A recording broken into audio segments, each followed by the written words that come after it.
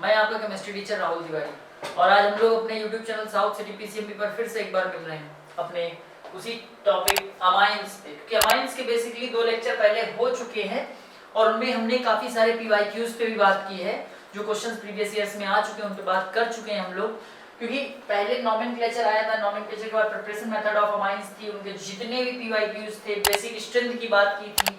और आज का जो हमारा टॉपिक है वो कुछ केमिकल प्रॉपर्टीज ऑफ अमाइंस और बेंजीन डायज़ोनियम क्लोराइड पे है, क्योंकि अमाइंस चैप्टर ज़्यादा बड़ा नहीं है, वो फिनिश हो जाएगा। देन इसके बाद फिर इसके भी PYQs पे हम लोग बात करेंगे नेक्स्ट लेक्चर पे।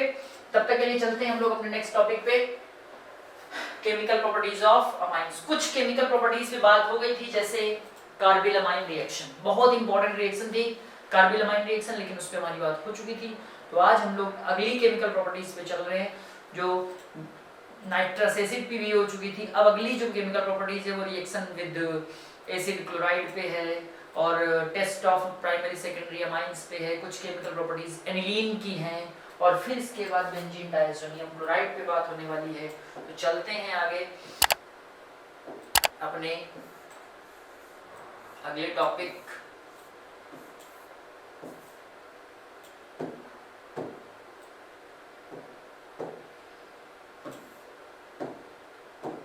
देखिए,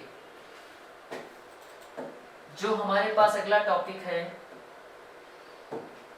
chemical properties amines of amines में सेकंड जो अगला है रिएक्शन विद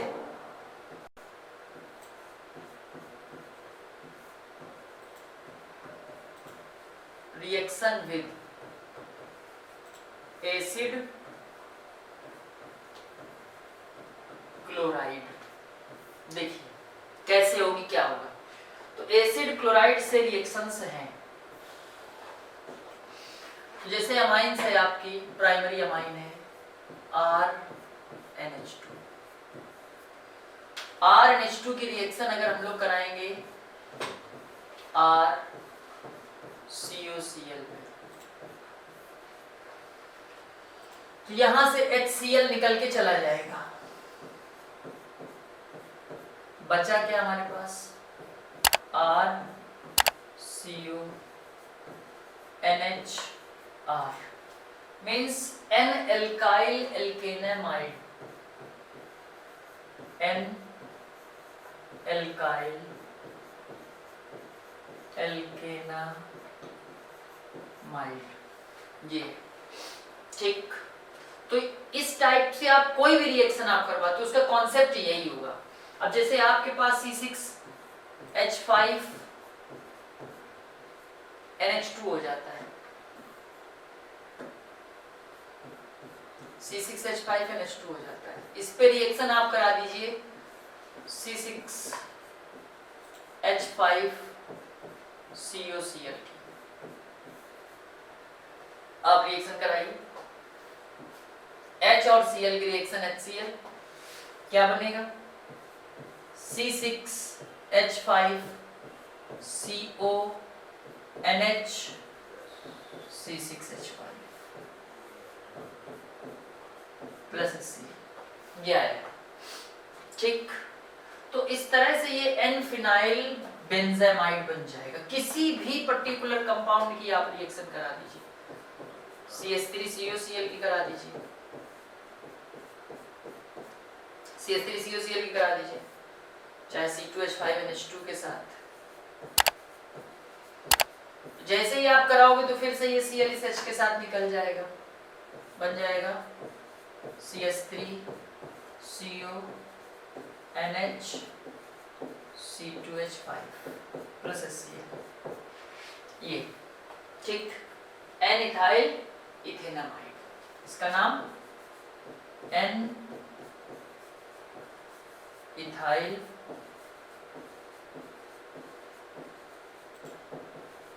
इथेनामाइड ठीक।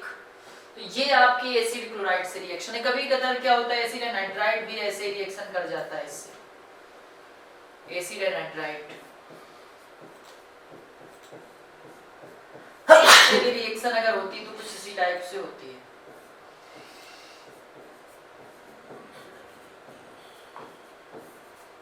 ये CH3COOH निकलेगा, plus CH3 CO NH C6H5 N phenyl ethanamide. इस तरह से ये आपके पास एक कंपाउंड बन गया है। तो ये आपका रिएक्शन विद एसिड क्लोराइड से था। अगला आता है, देखो इसमें ज्यादा रिएक्शन तो नहीं है, अमोनोलिसिस आप पहले ही कर चुके हो, अमोनोलिसिस हमने आपको करवा रखी है। लेकिन इसके बाद अमोनोलिसिस के बाद जो रिएक्शन थी वो ये थी, एसाइलेशन इसको बोलते हैं।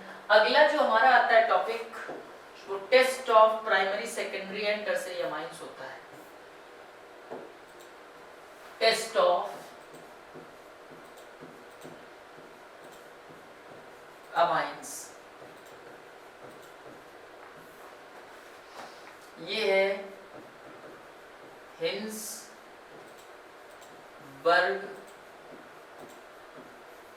Reagent test, Hinsberg reagent test, ये ठीक। तो देखो जैसे हिंसबर्ग रिएजेंट होता है C6H5SO2Cl, बेंजीन सल्फोनिल क्लोराइड, ये हमारा हिंसबर्ग रिएजेंट होता है। और जब ये रिएक्शन करता है 1 डिग्री अमाइन से, 1 डिग्री अमाइन से रिएक्शन करता है C2H5NH2 से, तो ये HCl निकल जाएगा। क्या बनेगा? C6H5SO2 NH C6H5 plus HCl। ये जो कंपाउंड बना है N इथाइल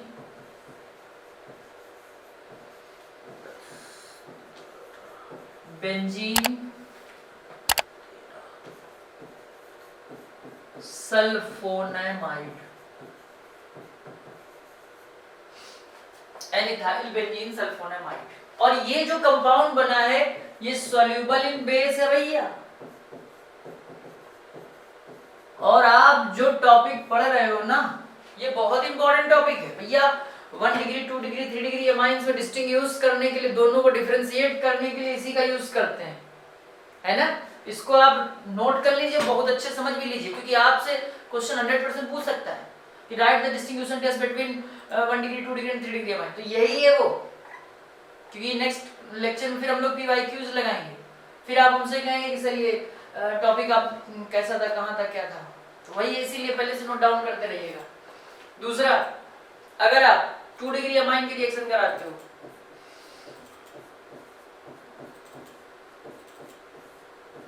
SO2Cl कराइए दोबारा, C2H5, ये देखिए, तो ये HCl निकल जाएगा। क्या हो गया? C6H5 SO2 N C2H5 plus HCl। ये इनसॉल्युबल इन बेस है, इनसॉल्युबल इन बेस, और इसका नाम N combined diethyl benzene sulfonamide. ये 1 डिग्री अमाइन है। ये कौन सा है? 2 डिग्री अमाइन है। इसके बाद ये क्या है? 3 डिग्री अमाइन। तो 3 डिग्री अमाइन से अगर आप रिएक्शन करवाते हो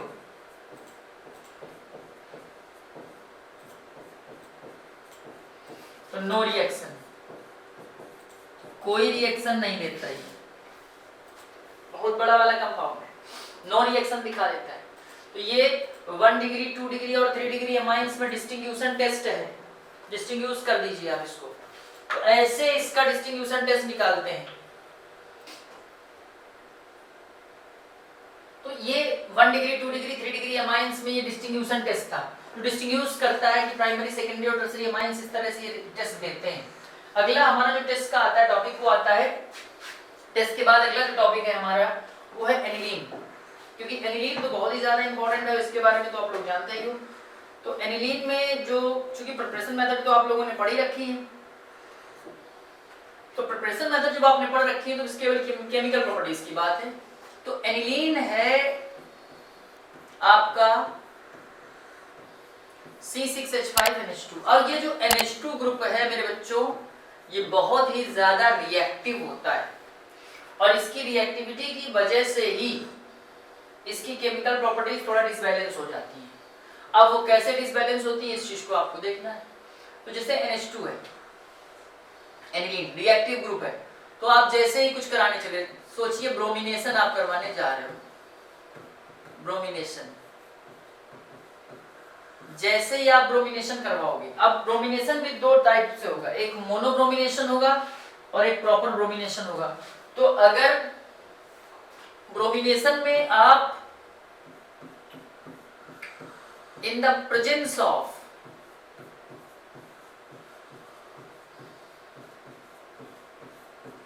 ब्रोमीन वाटर, अगर आप ब्रोमीन वाटर की प्रेजेंस में कर दे तो भाई गजब का ब्रोमिनेशन होगा यार, गजब का, मतलब कहने का। और ये रिएक्शन बड़ी गजब की इंपॉर्टेंट है भाई, पक्का मान के चलो 100% आने में चूक नहीं सकती है, क्योंकि सीबीएसई और आईसी इस रिएक्शन से हार चुके हैं दोनों, मजबूरी है उनकी रखना। तो जैसे ही आप ब्रोमिनेशन करवाओगे ब्रोमीन वाटर के, यहाँ एक्वस लिख दो, AQS छोटा शॉर्ट में एक्वस लिखा आपने, तुरंत ये 3 पॉइंट से हाइड्रोजन को निकाल फेंकेगा और खुद जाके वहां शिफ्ट हो जाएगा और बना देगा 2 4 6 tribromo aniline, you know 2 4 6 tribromo aniline, 2 4 6 tribromo aniline. इसका याद रखिएगा, ट्राई ब्रोमो एनिलीन, ठीक है। ये तो bromination in the bromine water था। अगर बाय चांस इसकी जगह पे कुछ और होता, ठीक, कुछ और इन द सेंस कि आप अगर इसी में मोनोब्रोमिनेशन करवा रहे हो, मोनोब्रोमिनेशन, तो थोड़ा खेल करना पड़ जाएगा मोनोब्रोमिनेशन के चक्कर में, क्योंकि मोनोब्रोमिनेशन का मतलब ही यही है कि मोनोब्रोमिनेशन पूरी तरह से नहीं होगा, ठीक। तो अगर आप मोनोब्रोमिनेशन करवाओगे तो ये आपका NH2 है, ठीक। अब मोनोब्रोमिनेशन है, तो अगर आप डायरेक्ट Br से रिएक्शन कराओगे तो ये खुद ही Br से रिएक्शन कर जाएगा NH2। तो सबसे पहले इस NH2 को प्रोटेक्ट करना पड़ेगा। प्रोटेक्ट किससे करोगे? एसाइलेशन से। तो जब आप इसका एसाइलेशन करा दोगे तो ये Cl बड़े प्यार से H को लेके निकल जाएगा और यहाँ हो जाएगा NHCOCH3, ये हो जाएगा और HCl निकल गया। अब मेरे बच्चों आप इसका ब्रोमिनेशन करवा दीजिए। जैसे ही CH3COOH की प्रेजेंस में इसका ब्रोमिनेशन करवाओगे तो ऑर्थो और पैरा बनेगा, लेकिन पैरा जो होगा वो इसका मेजर होगा, ठीक। HBr निकल जाएगा यहाँ से। बस फिर आप कुछ नहीं करिए, H2O H प्लस के साथ मिक्स करिए तो ऊपर वापस आ जाएगा NH2 और नीचे लगा रह जाएगा आपका ब्रोमीन, ठीक। तो इस टाइप से मोनोब्रोमिनेशन होता है। इसीलिए एनिलीन जो होता है ना, इलेक्ट्रोफिलिक सब्स्टिट्यूशन रिएक्शन बहुत कम देता है। तो इन चीजों का आपको ध्यान रखना होगा। सेकेंड रिएक्शन पे आ जाइए। ब्रोमिनेशन हो गया, हैलोजिनेशन हो गया, तो अब आता है नाइट्रेशन।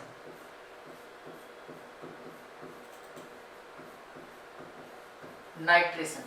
अब अगर नाइट्रेशन की बात है तो सेम कंडीशन नाइट्रेशन में बसती है कि अगर आप डायरेक्ट नाइट्रेशन करवाते हो, डायरेक्ट, तो मैटर गड़बड़ हो जाएगा। अगर आप डायरेक्ट नाइट्रेशन करवा देते हो concentrated HNO3 plus concentrated H2SO4 अगर डायरेक्ट रख देते हो तो ये आपका NH2 तो यही रहेगा, लेकिन NO2 एक ये बन गया, इसी के साथ में मिक्सचर एक और बनेगा। मान लो NH2 यहाँ लगा तो ये यहाँ लगेगा, मेटा, और तीसरा बनेगा पैरा।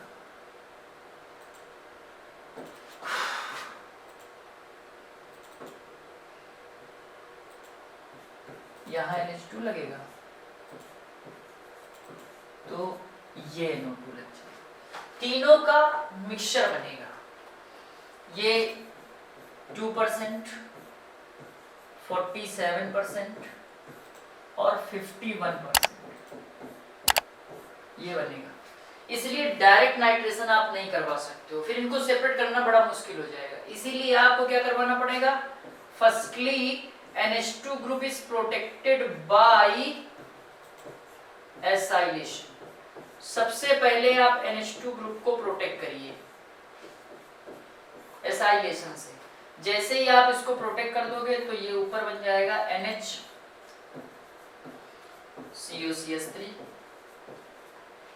और जहां ये बना बस इसके बाद अब आप करा दीजिए नाइट्रेशन।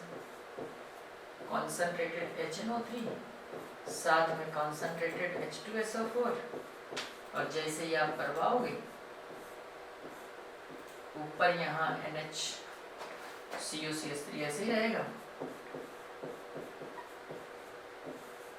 ठीक, NO2 लग जाएगा, और बस इस पे आप H+ मिलाइए H2O के साथ।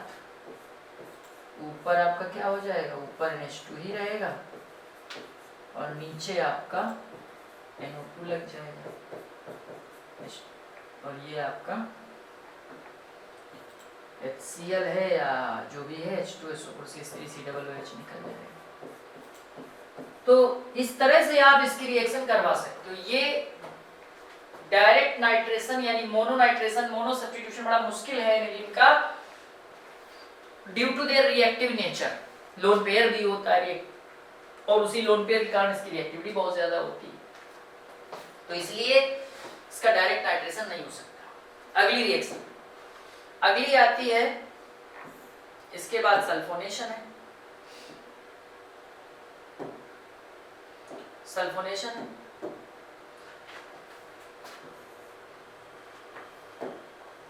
सल्फोनेशन में क्या होता है,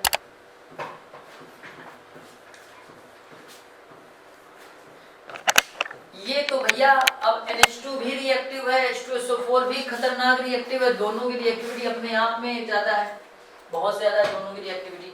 जब दोनों की रिएक्टिविटी अपने आप में बहुत ज्यादा है तो जाहिर सी बात है दोनों प्रॉब्लम क्रिएट करेंगे, तो सल्फोनेशन करा लेते हैं जरा। ये आपका NH2 है, जैसे ही इस पे H2SO4 आप मिलाओगे तो ये H2SO4 भी जाके वही, रिएक्टिविटी तो है ही, ये एसिड वो बेस दोनों खतरनाक है, अपने आप में स्ट्रॉन्ग है, क्योंकि वो लोन पेयर डोनर है, तो जाके NH3 यही SO4 उसमें जाके पूरा का पूरा ऐड हो जाएगा, NH3 प्लस HSO4 माइनस। लेकिन बाद में क्या होगा, जैसे ही आप इसको हीट करोगे तो हीट करने पे ये आपका तुरंत यहाँ से H2O निकाल देगा, और H2O निकालने के बाद SO3H नीचे लग जाएगा, ठीक, और ऊपर NH2 ही रहेगा। तो ये आपका बेंजीन सल्फोनिलिक एसिड बन जाएगा। अब फ्रीडल क्राफ्ट, अगली Friedel craft alkylation and acylation reaction, acylation reaction ये है। तो Friedel craft alkylation acylation reaction में क्या होता है, एनिलीन डज नॉट अंडरगो, ध्यान रखिएगा, एनिलीन बहुत इंपॉर्टेंट क्वेश्चन है मेरे बच्चों, aniline does not undergo, aniline does not undergo, undergo Friedel craft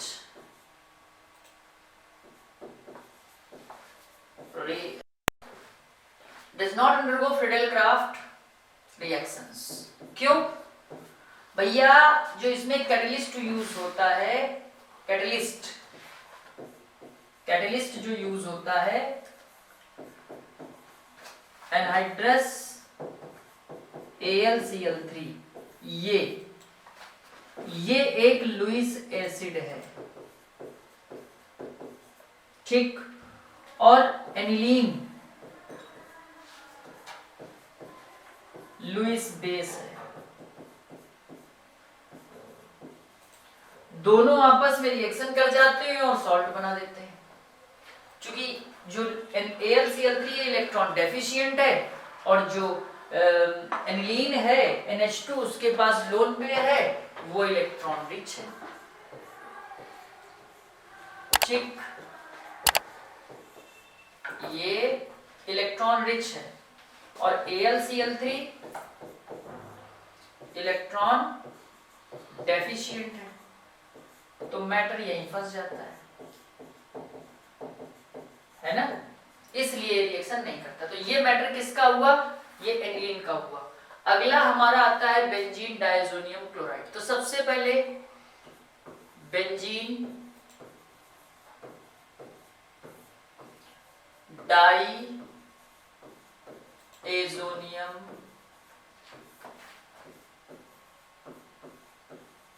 chloride, preparation की बात करोगे तो एनिलीन ये रिएक्शन करेगा, इससे एनिलीन से ये रिएक्शन करेगा NaNO2 और HCl के साथ 0 to 5 डिग्री सेल्सियस पे और बना देगा अपना कंपाउंड जिसकी हम लोग बात कर रहे हैं, और वो है N2+ Cl-, benzene diazonium chloride. NaCl निकलेगा प्लस H2O भी निकल जाएगा, ठीक, 2 मोल्स। तो ये N2Cl बन गया। अब ये जो बेंजीन डायज़ोनियम क्लोराइड है, N2Cl है, ये माय डियर जंक्शन है, हर जगह इसका यूज होता है, जंक्शन है, सारे के सारे कंपाउंड यहीं से होके जाते हैं। तो अगर आप इसके केमिकल प्रॉपर्टीज की बात करते हो, एक ही प्रिपरेशन मेथड था और ये बहुत इंपॉर्टेंट प्रिपरेशन मेथड है, केमिकल प्रॉपर्टीज।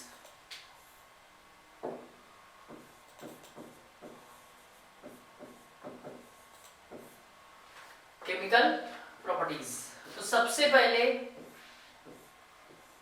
आपके पास है N2+ Cl-, ये है।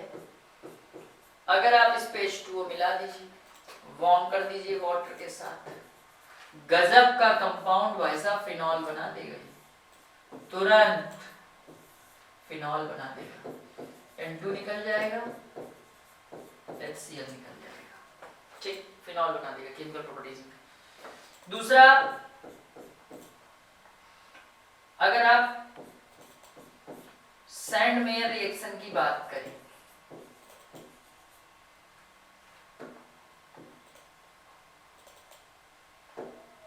सैंडमेयर, आप भूल गए होंगे, मैंने सैंडमेयर रिएक्शन आपको याद दिलाई थी, फिर से याद दिला देता हूं। N2+ Cl-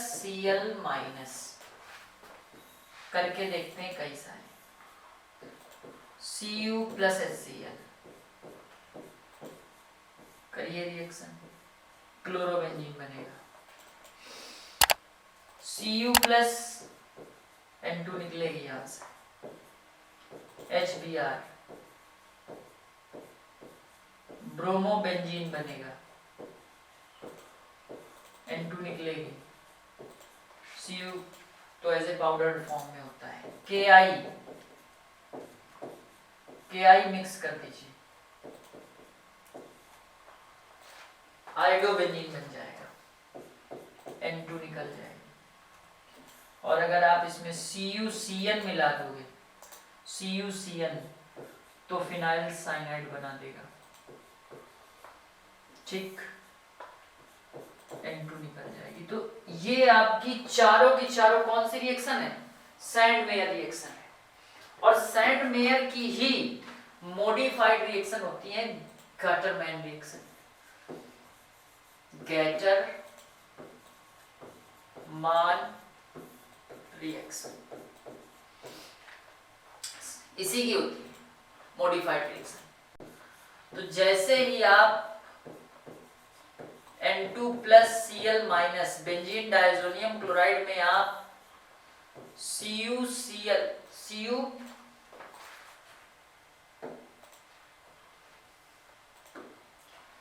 ये जो है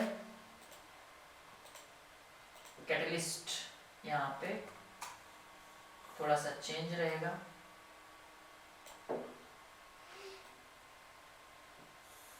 यहाँ तो Ki है, ये CuCl है, CuBr है, सॉरी CuBr, और ऊपर होगा CuCl। तो गैटरमान रिएक्शन की हम लोग बात कर रहे हैं, तो यहाँ पे Cu प्लस HCl, केवल ये मॉडिफाइड रिएक्शन है किसकी? सैंड-मेयर की। गैटरमान रिएक्शन, ओनली गैटरमान है, तो यहाँ पे आपका क्लोरोबेंजीन बन जाएगा। ये सिर्फ Cu प्लस HBr वाली है, Cu plus HBr, bromobenzene, N2 दोनों से निकल जाएगा। तो ये गैटरमान रिएक्शन है, ठीक है। तो गैटरमान रिएक्शन के बाद अब आपकी हो गई सैंड-मेयर, गैटरमान, क्लोरोबेंजीन बन गई, ब्रोमोबेंजीन बन गई, आयोडोबेंजीन बन गई, फिनॉल बन गया। अगला जो रिएक्शन है वो है हमारा अब डाइजोनियम क्लोराइड से बेंजीन, ठीक। तो reaction with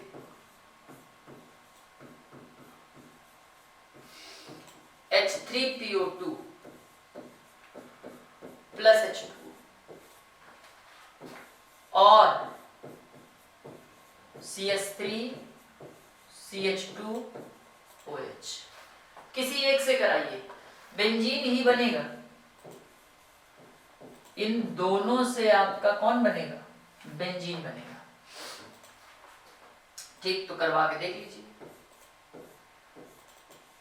N2 plus Cl minus H3PO2 H2O, ये O इधर ट्रांसफर हुआ, इसका ऑक्सीडेशन हो गया, इसने ऑक्सीजन ले लिया, ये H एक Cl के साथ निकल गया, HCl बना दिया, N2 निकल गया, और यहाँ पे आपका केवल कौन बन जाता है? बेंजीन बचता है। साथ में क्या बचता है? N2 बचता है। साथ में क्या बचता है? HCl निकलता है, और साथ में H3PO3। सिमिलरली अगर आप यहीं पे इथेनॉल ले लेते हो, इथेनॉल ले लेते हो, CH3 CH2, तो ये भी ऑक्सीडेशन ही दिखाएगा, और खुद ऑक्सीडाइज हो करके ये जो CH3 CH2OH है, ये N2Cl में से N2 निकाल देगा, और यहाँ से एक H Cl के साथ HCl बना देगा, N2 निकाल देगा, भाई HCl गया, N2 गया, और जो यहाँ पे एक H बच गया वो H ऊपर लगेगा और CH3 CHO में ऑक्सीडाइज होकर निकल जाएगा। तो ये दोनों बेंजीन बना रही है, ठीक। तो इस तरह से बेंजीन डाइजोनियम क्लोराइड से आप देख रहे हो कि एरोमेटिक के जितने कंपाउंड हैं सारे इसी से आ रहे हैं। एक और कंपाउंड इसी तरह से आएगा भी। आइए जानते हैं कौन सा वाला है। अगला है रिएक्शन विद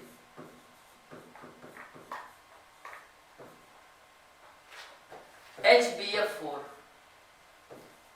फ्लोरोबोरिक एसिड।